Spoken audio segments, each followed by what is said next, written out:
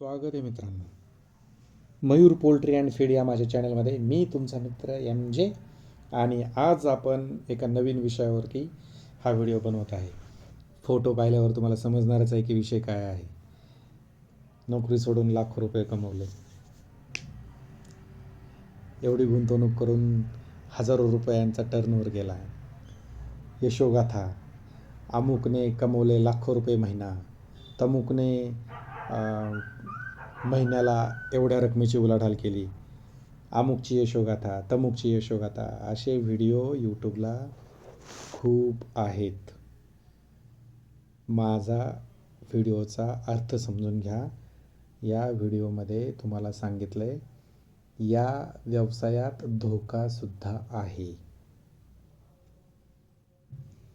अहो, या यशोगाथा पाहून याची पाठीमागची बाजू कधी जाणून पाहिली का? असू शकतात ना, यशस्वी लोक असू शकतात, नाही आहेत, यशस्वी लोक आहेत. पण हे यश मिळवणं किती जणांना जमतं?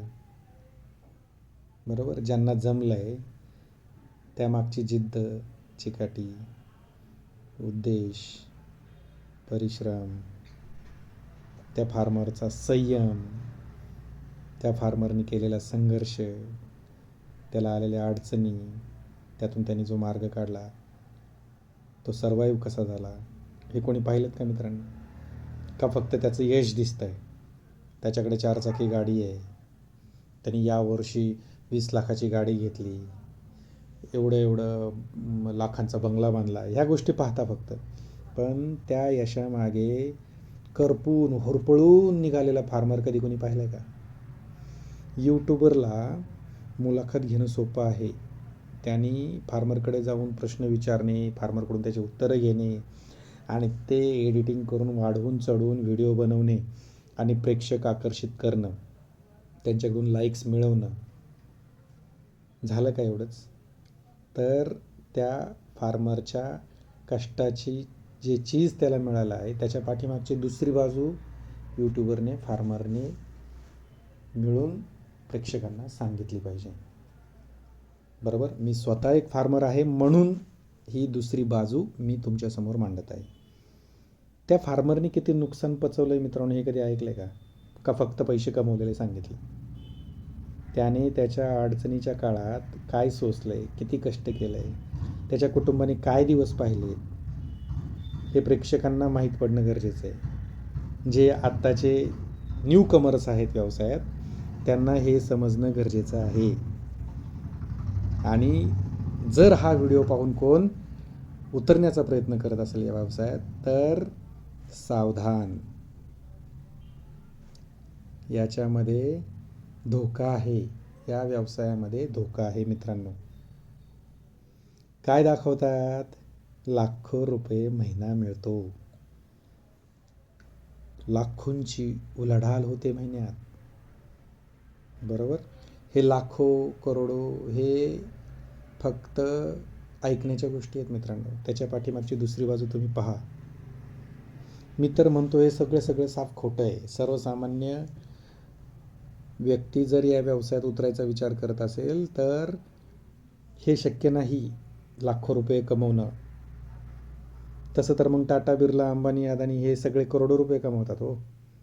मग त्यांचं कष्ट, त्यांच्या यशोगाथा कोण सांगायला तर का यूट्यूबवर? असं नाही मित्रांनो. अशा व्हिडिओमुळे प्रभावित होऊन या व्यवसायात येण्यास उत्सुक होऊन सरळ मार्गी चाललेलं तुमचं आयुष्य तुम्ही अडचणीत आणताय. पहा मला काय सांगायचं. त्यामुळे सावधान. हा व्हिडिओ मी त्यासाठी बनवत आहे मित्रांनो, सावधान. अति उत्साही होऊ नका. अति उत्साही होऊन या व्यवसायात उतरून आयुष्यभरासाठी न उतरणारे कर्जाचे डोंगर डोक्यावर येतात. कर्जाचे डोंगर घेऊन जगणारे सो कॉल्ड पोल्ट्री उद्योजक मी पाहिलेत. पोल्ट्री उद्योजकचा बोर्ड लावतात गाडीवर. अशा व्हिडिओ आणि यशोगाथाची चटक लागल्यामुळे नवीन होतकरू तरुण या व्यवसायाकडे वळतो खरा, परंतु अर्धवट ज्ञानामुळे त्यांना अपयशाला सामोरे जावं लागतं. कर्ज आणि त्याला असणारं व्याज हे भयंकर असतं आणि तेजीमंदी आणि व्हायरल इन्फेक्शन या 2 गोष्टी या व्यवसायाला कर्दनकाळ ठरतात. या व्हिडिओ मागचं काळ सत्य हे आहे की या व्यवसायात येणाऱ्या अडचणी सर्वप्रथम समजावून घेणं गरजेचं आहे. बरोबर? आणि हा व्यवसाय काय आहे हे समजून घेऊन त्यामध्ये उतरणं योग्य की अयोग्य हे समीक्षा करणं गरजेचं आहे. जो कोणी फार्मर हा व्हिडिओ पाहून या क्षेत्रात उतरण्याचा विचार करत असेल तर माझा हा व्हिडिओ त्या फार्मरसाठी नक्कीच फायद्याचा आहे. मित्रांनो, हा व्यवसाय काय आहे हे आपण आता समजून घेऊ. अगदी मी तुम्हाला पेन पेपर घेऊन हा व्यवसाय कितपत किफायतशीर आहे हे सांगणार आहे.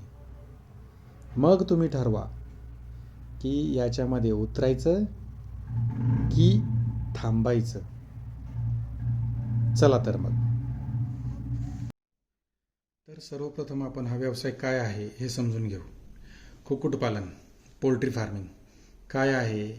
कोंबड्या पाळा, मोठ्या करा, अंडी विका, कोंबड्या विका, पैसाच पैसा कमवा. बरोबर ना? हे उपहासात्मक आहे मित्रांनो. तर आपण सर्वप्रथम समजून घेऊ हे जे यूट्यूबला चालतंय ना ते काय आहे. बॉयलर फार्मचं समजून घेऊ अगोदर. काय असतंय? कोंबडी त्याला 3.5 किलोचं खाद्य लागतं. त्याची रक्कम येते 140 रुपये. त्यानंतर कोंबडीचं पिल्लू येतं 30 रुपये ते 40 रुपयाच्या दरम्यान. बरोबर? आणि औषधं येतात ते 10 रुपयाची येतात. ठीक आहे.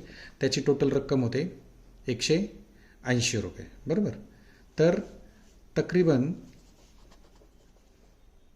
ती कोंबडी येते तयार होते. ते प्रोडक्शन आपलं 40-42 दिवसामध्ये ते 2.5 किलोचं होतं. ठीक आहे. तर त्याला 100 रुपये लमसम रेट जर मिळाला तर 250 रुपये त्या एका कोंबडीमागं आपल्याला प्रॉफिट राहतं. आणि 180 रुपये त्याला होणारा खर्च वजा का 70 ते 80-85 रुपयापर्यंत आपल्याला 70 रुपये 65 रुपये असे समथिंग रुपये आपल्याला त्याच्यामध्ये शिल्लक राहतात. तर आपल्याला त्या 2000 कोंबड्यांमध्ये जर 1,40,000 ते 1,50,000 रक्कम जर आपल्याला त्याच्यामध्ये शिल्लक राहिली, ही रक्कम आहे 50 ते 40 ते 50 दिवसातली. बरोबर? म्हणजे 3.5 लाख गुंतवायचे आणि 1.5 लाख रुपये कमवायचे. हा झाला लखपती बनण्याचा बिझनेस. बरोबर? हे सगळे अंदाजे आणि टेंटेटिव्ह रक्कम आहेत. बरोबर? तर हे जे काही लखपती बनणे म्हणजे कन्सेप्ट जी सांगितली जाते व्हिडिओमध्ये ती ही आहे. पण याच्या पाठीमागची बाजू पाहिली का मित्रांनो? ती तुम्हाला सांगितली जात नाही. ती तुम्ही समजून घ्या पहिल्यांदा. ठीक आहे. तर आपण याच्यामध्येच ना ऐकायला किती छान वाटतं ना की व्यवसाय करोडो रुपये कमवले, लाखो रुपये कमवले. ऐकायला छान वाटतं.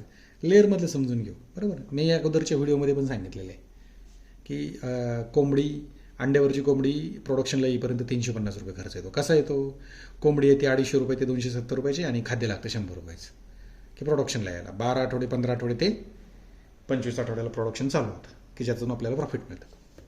तर त्याला 3.5 रुपयाचं खाद्य आणि 5.5 रुपये रेट लमसम मिळतो. ठीक आहे. अंडे विकून त्यात 2 रुपये प्रॉफिट मिळतो. म्हणजे 2000 कोंबड्या, 2000 अंडी, 4000 रुपये रोज कमा. रोज फायदा 4,000 रुपयाचा. म्हणजे झाले 1,20,000 रुपये प्रति महिना. वा वा वा, मस्त, एक नंबर काम. जर झाले लखपती 1,20,000 रुपये प्रति महिना. म्हणजे हे 2000 कोंबड्यांना 3.5 लाख, 2000 कोंबड्यांना 350 याप्रमाणे. बरोबर? 7 लाख रुपये गुंतवून 1,20,000 रुपये महिना मिळतो. बरोबर? झाले ना लखपती उद्योजक? असंच ना मित्रांनो? तर असं नसतं. याच्या पाठीमागची बाजू समजून घ्या. कल्पनेच्या विश्वात जगू नका मित्रांनो, वास्तव पहा. 2000 पक्ष्यांची पोल्ट्री आणि गुंतवणूक किती हे मी तुम्हाला आता परफेक्ट समजून सांगतो. लेअर फार्मच्या शेडसाठी 250 रुपये, पिंजरा येतो 120 रुपयाचा. ठीक आहे. पक्षी येतात 270 रुपयापर्यंत, फीड लागतं 100 रुपयाचा, टोटल जातो 740 रुपये प्रति पक्षी. याप्रमाणे 2000 पक्ष्यांसाठी 1,40,000 14,80,000 80,000पर्यंतची रक्कम आपल्याला याच्यामध्ये गुंतवणूक येते. म्हणजे 15 लाख अप्रॉक्स खर्च येतो. ठीक आहे. आणि आपल्याला त्याच्यामध्ये प्रोडक्शन चालू होतं कोंबडीच्या वयाच्या 25व्या आठवड्यामध्ये. ते 95% प्रोडक्शन मिळतं सुरुवातीला. ठीक आहे. त्यानंतर ते घटत जातं 80%, 77%, 75% अशा शेवट म्हणजे 90 आठवड्याला प्रोडक्शन खूप घटलेलं असतं. ठीक आहे. आणि आत्ता ते प्रॉफिट घटत जाऊन नंतर त्याच्या प्रॉफिटचा विषय जर काढला तर सुरुवातीला 2 रुपये प्रति अंडे प्रॉफिट दिसतं. बरोबर. तरी ते नंतर कमी होऊन 50 पैशापर्यंत जातं. म्हणून सरासरी प्रॉफिट हे ₹1.25 पकडलं जातं. का सरासरी पकडायचं? तर सरासरी प्रोडक्शन हे 85% पकडलं जातं. कारण 95%वरून सुरुवातीला प्रोडक्शन असताना जसं पक्षाचं वय वाढतं तसं प्रोडक्शनची टक्केवारी घटते आणि शेवट ती 75%पर्यंत येते. बरोबर. त्यामुळं आपण सरासरी पर्सेंटेज हे 85% प्रोडक्शन पकडलं तरी आपल्याला फक्त 1700 अंडे मिळतात. त्यात पण फीडची कॉस्ट आपण स्थिर पकडली तर सरासरी 1700 अंडे आपल्याला भेटतात. ₹1.25 मार्जिन, ₹1.25 मार्जिन. याप्रमाणे 2125 रुपये प्रति दिवस आपल्याला शिल्लक राहतात. ठीक आहे. मग 90 आठवडे पक्षी चालतो. 25 आठवडा ते 90 आठवडा हा कालखंड येतो 65 आठवड्यांचा. म्हणजे ते किती दिवस होतात? 455 दिवस होतात. मग 455 दिवसाला 2125 रुपये प्रॉफिटप्रमाणे 9,66,000 समथिंग रक्कम आपल्याला जमते. पक्षी संपेपर्यंत, लॉट संपेपर्यंत 10 ते 15% मरतूक झाली तर 1700 पक्षी आपल्याला कल्ससाठी मिळतो. बरोबर. 1700 पक्षी कल्स आणि त्याचा दर जर आपल्याला ₹100 मिळाला तर ते 1,70,000 रुपये होतात. बरोबर. आणि पाठीमागच्या व्हिडिओत सांगितल्याप्रमाणे 20 रुपये प्रति पक्षी याप्रमाणे 40,000चं खत मिळतं आपल्याला आणि 9,66,000 रुपये आपल्याला हे अंडी विकून मिळतात. बरोबर. तर त्याची टोटल रक्कम आपल्याला किती जमा होते? आणि हा कालखंड किती आहे? 17 महिन्याचा. तर टोटल रक्कम आपल्याला जमा होते 11,76,800 रुपये. ही झाली 17 महिन्यातली आपली आवक, जी रक्कम आपल्याला आलेली आहे. आणि याच्यामध्ये सुरुवातीला जे आपण पक्ष्यांसाठी 370 रुपये प्रति पक्षी याप्रमाणे जी काय आपण गुंतवणूक केलेली आहे 2000 पक्ष्यांची, ती जर त्यातून वजा केली तर आपल्याला येतो तो निव्वळ नफा. किती येतो? 4,36,000. ही रक्कम येते आपल्याला 17 महिने काम करून मित्रांनो, स्वतः काम करून, कष्टाचं काम करून. ठीक आहे. प्रति महिना जर त्याचा काढला ना, 17 महिन्याचा व्यवसाय होतो, प्रति महिना त्याची रक्कम मिळते आपल्याला 25,000. कुठे लखपती सांगा? 25,000 रक्कम आपल्याला प्रति महिना मिळते. कमीत कमीची मिळते आणि भेटतेच. याच्यात कमी नाही भेटणार. मी तुम्हाला कट ऑफ सांगितलेलं आहे सगळं. कारण 2 रुपयापर्यंतचं प्रॉफिट मिळतं. आपण ते ₹1.25 पकडलेलं आहे. त्याची कारणं पण सांगितलेली आहेत. ते का, कशी, मार्केट, तेजी, मंदी, या सगळ्या गोष्टी येतात त्याच्यामध्ये. म्हणून ₹100 पकडलेला. तर त्यामध्ये अजून 2-3 गोष्टी तुम्हाला सांगायच्या राहिल्या. आता यामध्ये जर प्रति अंडे दर तुम्हाला जास्त मिळाला, भाव, अंड्याला भाव जो आपण पकडलेला आहे ना ₹5.5, तो जर जास्त मिळाला तर ही एक गोष्ट घडते मित्रांनो. ठीक आहे. दुसरी गोष्ट आहे फीड स्थिर राहणं. म्हणजे रॉ मटेरियलची कॉस्ट जर कमी राहिली किंवा तुम्ही जर रेडी फीड वापरत असाल, बरोबर, तुम्ही जर रेडी फीड वापरला आणि त्या फीडची कॉस्ट जर स्थिर राहिली, पर बॅग जो काही रेट आहे 1,400 रुपये ते 1,450 रुपये आणि फेस टू फेस 3 समजा 1,300, ही जर कॉस्ट जर तुमची स्थिर राहिली, हीच कॉस्ट राहिली, बरोबर, आणि प्रोडक्शनची टक्केवारी ही 85% आपण जो ॲव्हरेज पकडला आहे, बरोबर, तो जर जास्त राहिला, बरोबर, पुढचा पॉईंट घ्या, कमीत कमी मरतूक झाली, जी आपण 10 ते 15% मरतूक पकडली, ती मरतूक जर कमी झाली, बरोबर, आणि पुढचा 25व्या आठवड्यात जो आपला पक्षी प्रोडक्शनवर येतो त्याच्या अगोदरच तर तुम्हाला तो 22 आठवड्याला जर प्रोडक्शनला आला चांगला, म्हणजे तुम्ही 22व्या आठवड्याला जर प्रॉफिटमध्ये आलात, बरोबर, कोण येत नाही 22 आठवड्याला प्रॉफिटमध्ये, पण 22 आठवड्याला हे पुलेट अंडी, जे छोटी अंडी असतात ना, पुलेट अंडी, याला जर चांगला भाव मिळाला, ठीक आहे.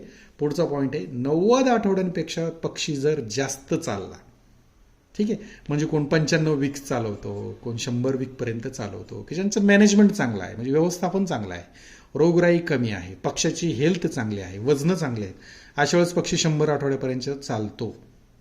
ठीक आहे. आणि शेवटचा पॉईंट येतो तो म्हणजे मेडिसिन्स, औषधांचा खर्च हा कमीत कमी होणं. ह्या ज्या 7 गोष्टी आहेत त्या जर फार्मरच्या पथ्यावर आल्या, म्हणजे फार्मरच्या जमेत आल्या, तर या सर्व गोष्टी जर फार्मरच्या जमेत, त्यासाठी पण व्यवस्थापन फार्मरचं महत्त्वाचं पाहिजे. ठीक आहे. तर प्रति महिना फार्मर 2000 पक्ष्यांमागे 30 ते 35,000 40,000पर्यंत पण प्रति महिना फायद्यात जाऊ शकतो. ठीक आहे. आता मित्रांनो, मी तुम्हाला हे हजारातलंच गणित सांगितलं 2000 कोंबड्यांमध्ये, तर इथं लखपती, लाखोंचा उलाढाल, लाखोंची आवक जावक, ह्या गोष्टी कुठे आहेत मित्रांनो? यूट्यूबमध्ये सांगतात त्याप्रमाणे नाहीत. कारण हा माझा प्रत्यक्ष अनुभव आहे. माझ्या प्रत्यक्ष अनुभवातून ह्या गोष्टी सगळ्या मी आत्ता तुमच्यासमोर मांडत आहे. आता मित्रांनो, तुम्ही मला सांगा, यातली एक गोष्ट तुम्हाला सांगायची राहिली. ती एक गोष्ट म्हणजे हे जे तुम्ही बिझनेसला गुंतवणूक करताय ते कॅपिटल, हे जे कॅपिटल आहे ना, ते तुम्ही गुंतवलेलं ते घरातून गुंतवले की कर्ज काढून गुंतवले, हे खूप महत्त्वाचं आहे. घरातून गुंतवलं असेल तर ठीक, पण जर ते कर्जरूप गुंतवणूक झाली तर त्यावरील व्याज आहे ना मित्रांनो, हे जे व्याज आहे ते म्हणजे यमराजाची एक तलवार आहे. ती टांगती तलवार राहते तुमच्या डोक्यावर. कधी तुमची मुंडी छाटेल सांगता येत नाही. ही टांगती तलवार. आता सांगा, यातून लखपती बांधता येईल का? हां, हे सर्व मी सांगण्याचं कारण, सगळे निगेटिव्ह पॉईंट सांगितलेत मित्रांनो. पॉझिटिव्ह पॉईंट मी पुढच्या व्हिडिओला सांगेल. हे सगळे निगेटिव्ह पॉईंट का सांगितलेत? कारण कोणी अपयशी होऊ नये. माझ्याबरोबर या व्यवसायात उतरलेले बरेचसे फार्मर अपयशी झालेत. म्हणजे मी यशस्वी आहे, मी खूप पुढे आहे असं नाही मित्रांनो. याच्यामध्ये अपयशी होऊ नये. माझ्याबरोबर हे जे काही फार्मर या व्यवसायामध्ये उतरायची तयारी करतायत त्यांनी कुणी अपयशी होऊ नये यासाठी मी हे सगळं सांगत आहे. तर मग याच्यामध्ये पैसा कमवता येतो का? तर नक्कीच कमवता येतो, नक्कीच कमवता येतो आणि लखपतीही होता येतं. तर ते कसं, मी तुम्हाला पुढच्या व्हिडिओमध्ये नक्कीच सांगेन. तोपर्यंत नमस्कार. चॅनलला लाईक करा, सबस्क्राईब करा आणि कमेंट करा मित्रांनो, व्हिडिओ कसा वाटला. धन्यवाद.